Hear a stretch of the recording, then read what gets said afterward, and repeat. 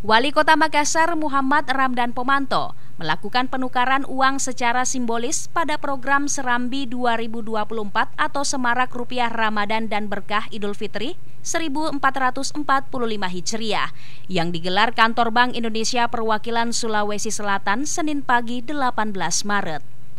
Dani menilai program penukaran uang rupiah pecahan baru yang dilakukan Bank Indonesia merupakan tanda baik secara ekonomi karena bisa memenuhi kebutuhan masyarakat akan pecahan kecil uang rupiah. Terlebih di bulan Ramadan dan Idul Fitri sudah menjadi tradisi dengan saling berbagi sedekah dan infak sebagai ibadah. Ini sebuah tanda baik, secara ekonomi tanda baik.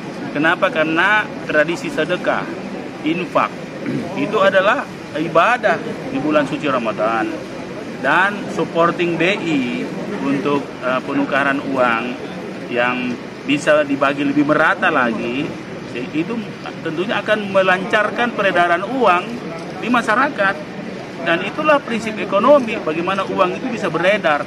Dan ini kan tanpa disadari bahwa ada pemerataan ekonomi di situ, karena ada share, ada saling berbagi. Nah, sama persis dengan apa yang Pak Gub canangkan.